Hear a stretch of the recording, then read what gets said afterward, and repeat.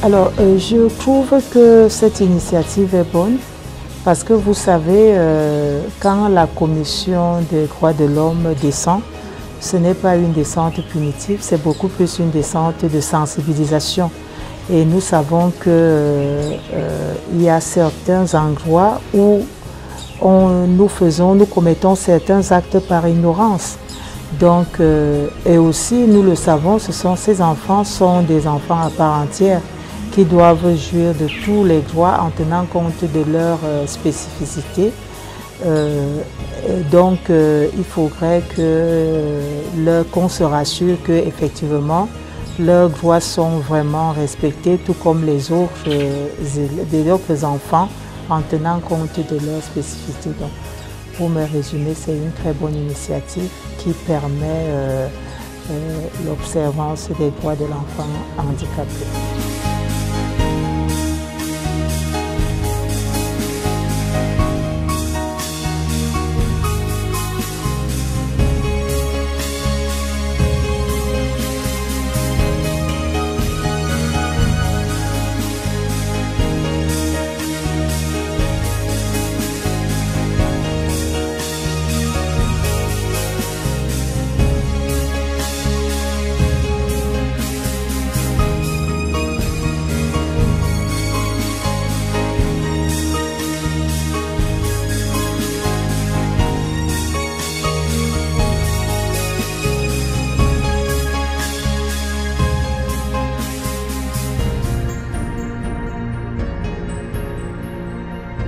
C'est des candidats qui sont comme tous les autres candidats.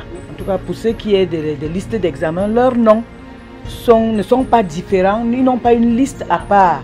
Donc, ils viennent dans la liste de tous les candidats, mais à l'intérieur, il y a des spécificités.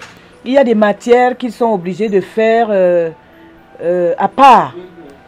Ce qui fait que si quelqu'un n'est pas habitué à gérer ce type de candidat, ça peut vous compliquer la tâche pour tout le reste, parce qu'après il faut revenir avec ces candidats, ces copies, les insérer dans tout le lot de copies anonymisées et tout ça. Donc c'est à ce niveau-là que nous prenons des dispositions. Mais sinon que la haute hiérarchie a déjà pris toutes les dispositions au sommet pour que ces candidats soient accompagnés par un personnel formé. Oui, parce que eux, c'est le braille, ils savent comment ils les gèrent.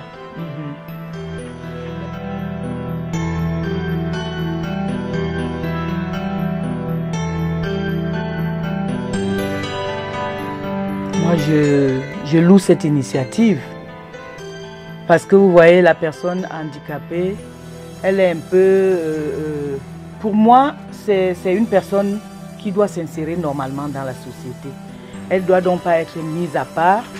C'est pour ça que moi, je loue cette idée d'éducation inclusive qui met tous les enfants au même niveau afin qu'ils bénéficient de la même éducation.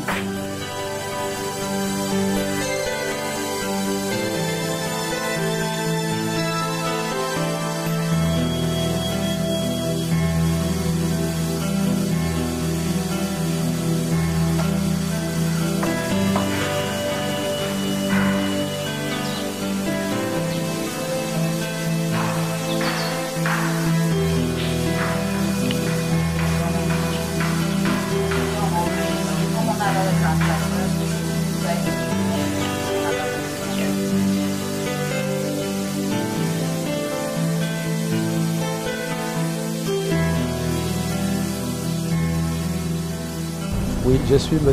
Tatou Boniface, professeur spécialisé pour déficients auditifs. Actuellement, nous sommes au centre d'écrit de BEPC du lycée de Mbaladeu. Et nous avons accueilli cette année des enfants malvoyants, des enfants malentendants et des enfants qui ont d'autres handicaps, notamment des handicaps psychomoteurs. Alors pour ce qui est des enfants malvoyants, nous les recevons et chaque épreuve est transcrite. Au secrétariat, nous avons des machines qui permettent de transcrire chaque épreuve. Et dans la mesure du possible, on leur donne les épreuves en temps normal. Et comme les dispositions législatives le prévoient, on leur ajoute aussi du temps supplémentaire pour leur permettre de terminer, bien sûr sans excéder le tiers-temps. Alors c'est pratiquement les mêmes dispositions qui sont prises avec les malentendants qui sont là cette année. Leurs épreuves leur arrivent à temps, ils font les mêmes épreuves que les autres, seulement que pour l'épreuve de dictée, pendant que les candidats malvoyants font la dictée, eux, ils font l'épreuve de correction orthographique, autrement appelée chasse aux fautes. Donc, les conditions qui sont mises en place leur permettent de travailler vraiment dans toute la sérénité. Nous sommes l'antenne du centre de la Commission des droits de l'homme pour le Cameroun.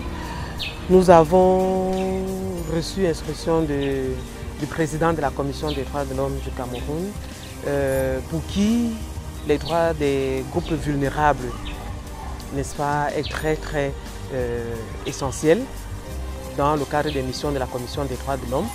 Donc il nous a été demandé de nous déployer dans les établissements scolaires, secondaires et primaires de la région du centre notamment, à l'effet de vérifier les conditions d'examen des personnes vivant avec un handicap, la prise en compte de leur handicap et également le caractère inclusif, n'est-ce pas, de leur présence dans les différents centres d'examen en tant que candidat.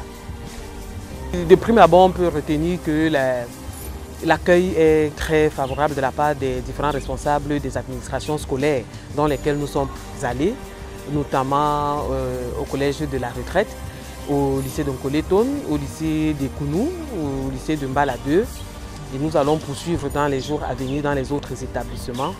L'accueil est très favorable, les informations sollicitées nous sont données sans ambiguïté.